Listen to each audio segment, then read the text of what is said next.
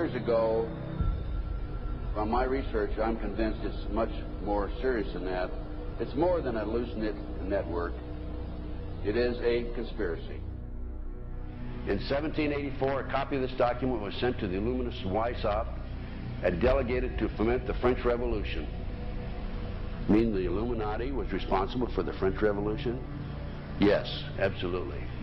The courier was struck dead by lightning as he rode through Ratisbon on his way from Frankfurt to Paris. What about a little divine intervention there, huh? The police found the subversive documents on his body and turned them over to the proper government authorities.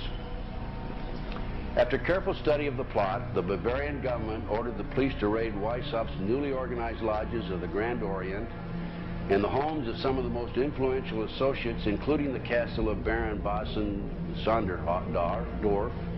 Additional evidence thus obtained convinced the authorities that documents were a genuine copy of a conspiracy by which the Synagogue of Satan had controlled the Illuminati at the top, planned to use wars and revolutions to bring about the establishment of one kind or another of a one-world government, the powers of which they intended to usurp as soon as it was established. In 1785, the Bavarian government outlawed the Illuminati and closed the lodges of the Grand Orient. In 1786, they published the details of the conspiracy. The new order of the world, our enterprise is now a success. He said these blind slaves say they are free and highly educated, even as they march behind, notice this word, signs. Have you ever taken time to analyze a sign or a billboard or a logo?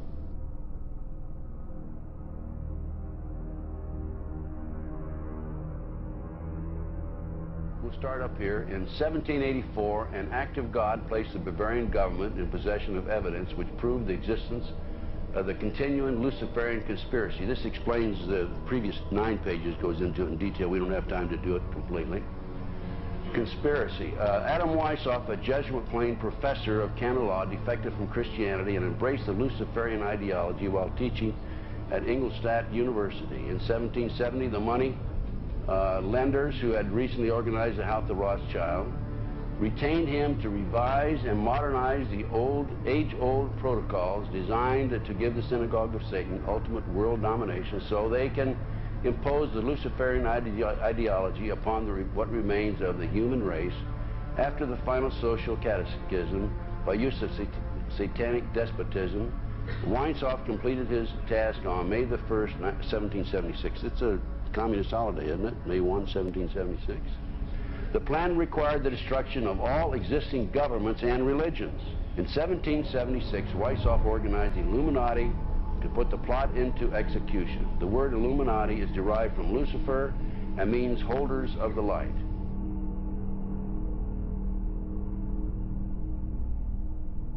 Weishaupt's revised plan required his Illuminati to do the following things to help them accomplish their purpose. 1, use monetary and sex bribery to obtain control of people already occupying positions in high places in the various levels of all governments and other fields of human endeavor. Once an influential person had fallen for the lies, deceits, and temptations of the Illuminati, they were to be held in bondage by application of political and other forms of blackmail and threats of financial ruin, public exposure, and physical harm, and even death to themselves and their loved ones.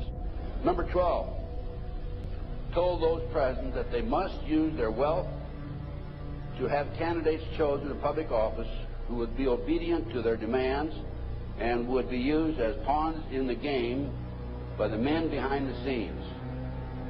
The advisors will have been bred, reared, and trained from childhood to rule the affairs of the world. Number 13, control the press. Number 16, infiltrate into the secret Freemasonry to be used for their purposes. That's been documented many times. Number 17, expound the value of systematic deception, use high-sounding slogans and phrases, and advocate lavish promises to the masses, even though they cannot be kept. I will not forget the wound to our country and those who inflicted it. I will not yield. I will not rest I will not relent in waging this struggle for freedom and security for the American people. So I don't know where he is. Nor do, I just don't spend that much time on him. We will not tire, we will not falter, and we will not fail.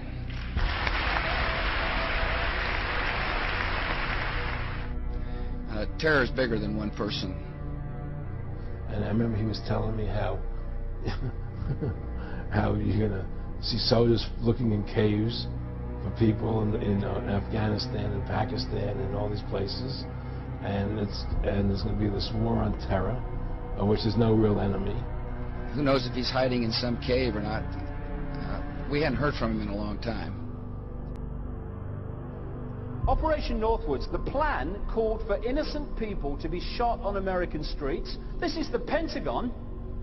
For boats carrying refugees fleeing Cuba to be sunk on the high seas.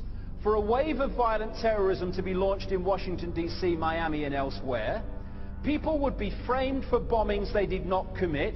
Planes would be hijacked using phony evidence, all of which would be blamed on Castro to justify an invasion of Cuba 40 years ago.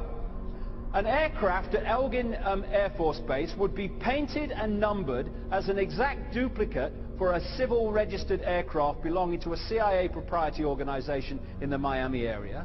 At a designate time, the duplicate would be substituted for the actual civil aircraft and would be loaded with selected passengers, all boarded under carefully prepared aliases. The actual registered aircraft would be converted into a drone, remote controlled plane, their word for it. Takeoff times of the drone aircraft and the actual aircraft would be scheduled to allow a rendezvous south of Florida. I mean, he's been tested unlike any other president with this 9/11.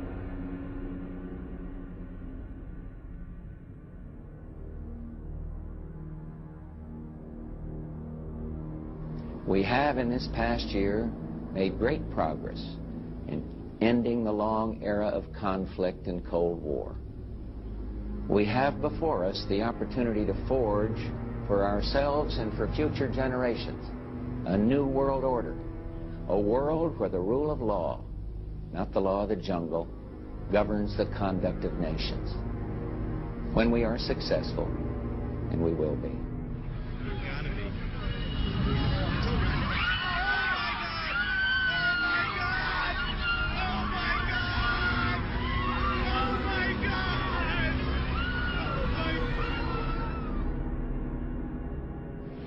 He argued that the use of any and all means to reach their final goal was justified on the grounds that the ruler who governed by the moral code was not a skilled politician because he left himself vulnerable and is in unsuitable position to his throne. He said those who wish to rule must have recourse to cunning and to make-believe because great national qualities like frankness and honesty are vices in politics. Fellow citizens will meet violence with patient justice, assured of the rightness of our cause, and confident of the victories to come. In all that lies before us, may God grant us wisdom, and may He watch over the United States of America.